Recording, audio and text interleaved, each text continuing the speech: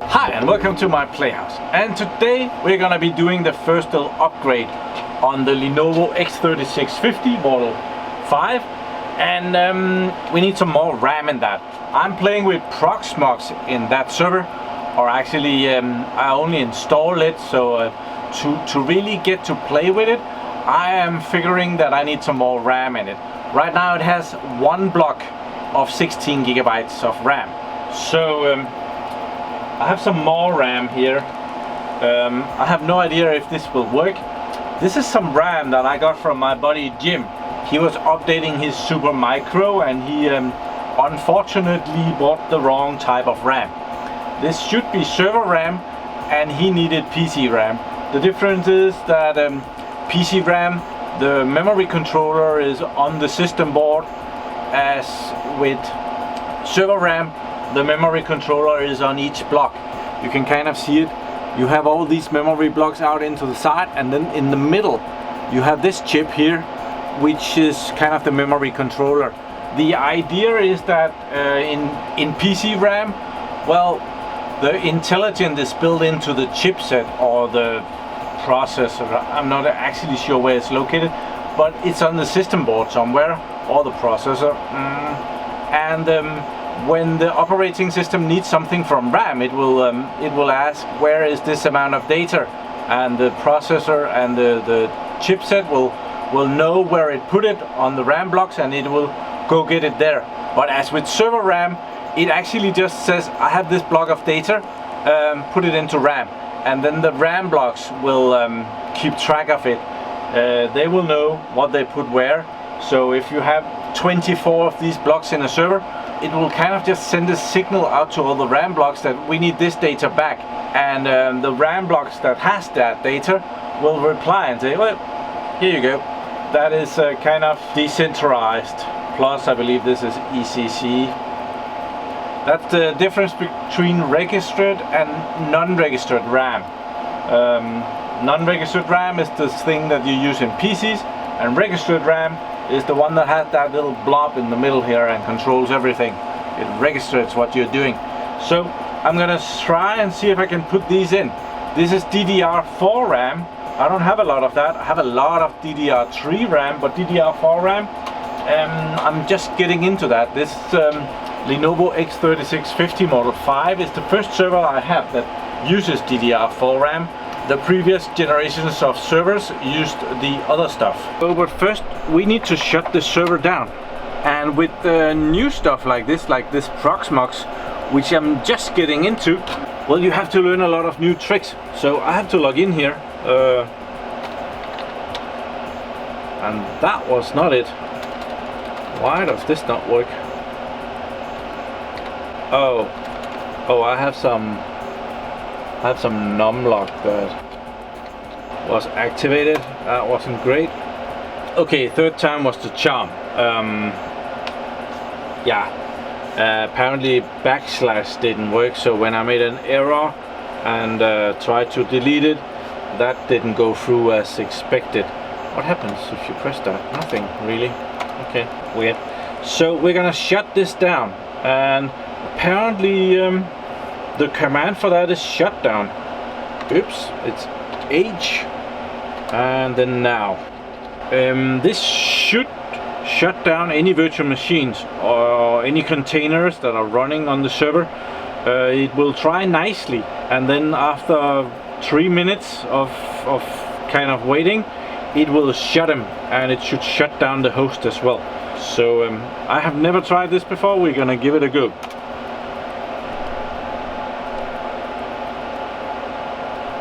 So yeah, we will be waiting for a little bit to see what happens here. Oh, it is actually doing some stopping running jobs. That was quick. It's already down. So I have removed the connections on the back, so we should be able to just pull this out. Oh.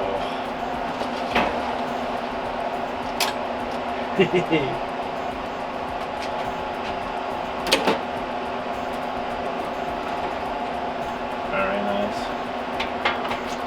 So here on the LED it says memory, and it depends on if we have one processor or two processors. The memory goes in different orders. I only have one processor in there, so I can, if I want to balance this memory, these processors has 4 memory channels. So if I want to balance the memory, which is the best thing, I would put one block in number 1, 4, 9 and 12. Then I would have one memory block in each of the 4 memory channels, which would give the best memory performance. Don't know if that's what we want to do. I only have those 5 blocks, so I could also put one in number 2 and get 16 gigabytes more memory out of it. But yeah, that's how you do it. So underneath this plastic thingy here, they are hiding the processors and the RAM from us bastards. One processor here, room for one more over here. First memory block is in slot number 1 down here. Awesome. We're gonna take that out. We can have a look at it first. I believe this RAM is a bit better than the thing that we are putting in it. Yeah, this is a DDR4 RAM, 16 gigabytes of memory, but this is 2400T. So this runs at a pretty high frequency. It's original Lenovo. Well, it's made by Samsung, but it's Lenovo branded.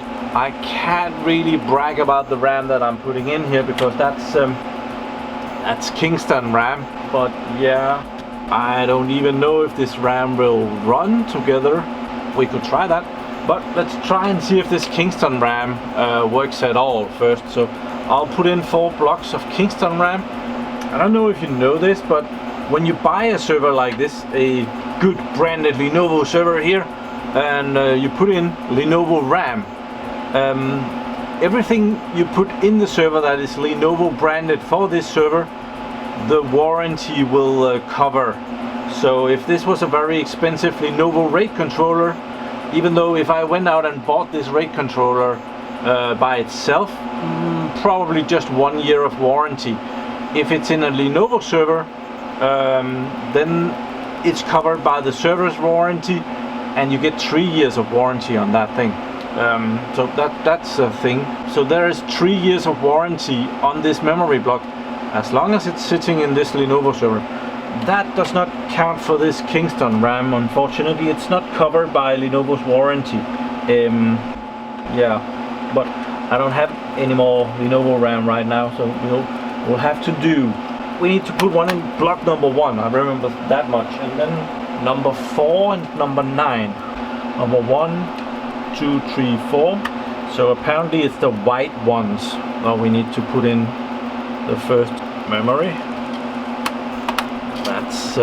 That makes it a bit more easy that they have done that for us. Okay, RAM installed. There, 2 blocks here, 2 blocks there. Processor, cool. That thing in. I'll put the cover on and we will power this back on.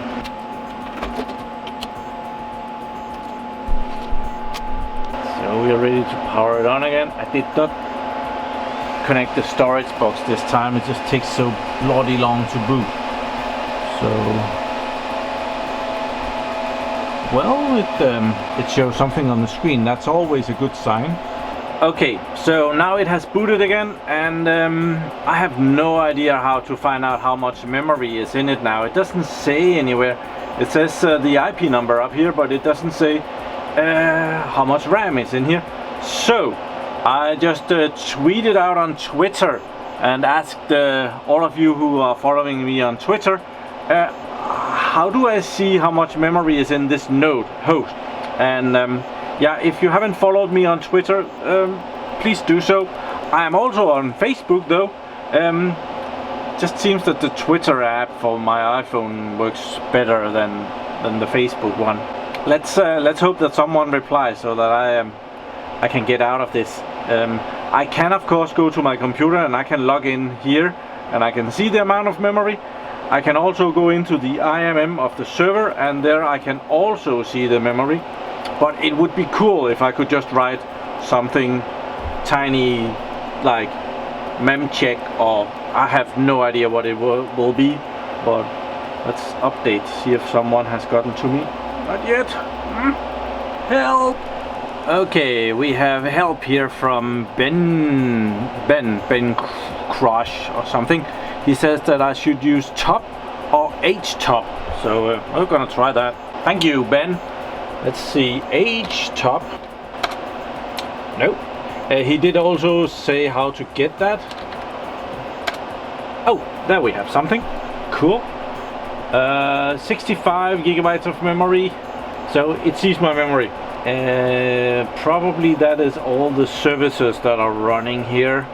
Which have... Okay, so this is kind of like Windows Task Manager thingy, but it says memory up here. So it sees the 64 gigabytes of memory. Awesome. Okay, that was what I needed. Thank you very much. How do one get out? Control C? Yeah. Okay, so far so good. I think we should try and install this as well. See if that will do good for us. So we will do a shutdown again here. That's H, that's now.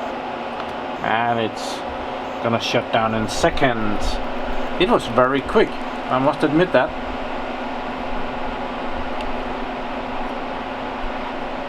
There, it's off. Okay, so according to the plan up here, we have to put this next RAM block in slot number 2. You can remember that for me, right? It's not gonna take long.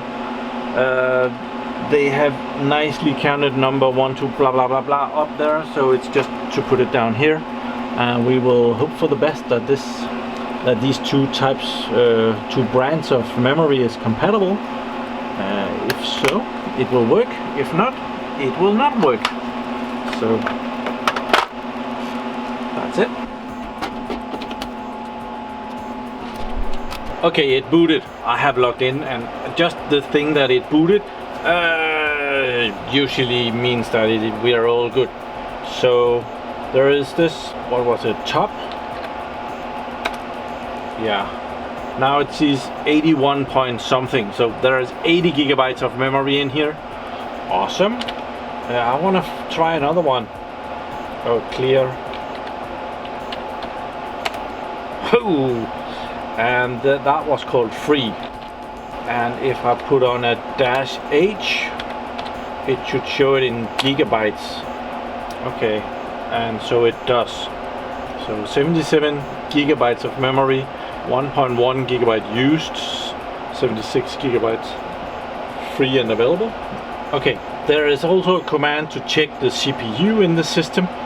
That one was LSCPU. And it shows us here what we have. We have an x86_64. Probably means that it's 32 bits and 64 bits. Genuine Intel, and it says here that it's an Intel Xeon E5 2620 version 4, and that's a 2.1 gigahertz processor. So I managed to upgrade this server with more RAM. Oh, that server with more RAM. We went from 16 gigabytes to 80 gigabytes of memory. Right now it's in an unbalanced configuration, which is not good for performance. We're not gonna worry about that yet, but we, and especially I, also learned a little bit about using the command line here, which is very helpful when you're doing these tiny small projects, hardware projects out here, instead of having to run into the computer and see. With VMware ESXi, it usually just shows it on the splash screen when it has booted ESXi, and the information was right there. But it doesn't do that here in Proxmox, so I needed a few little commands to actually tell me what the system is seeing.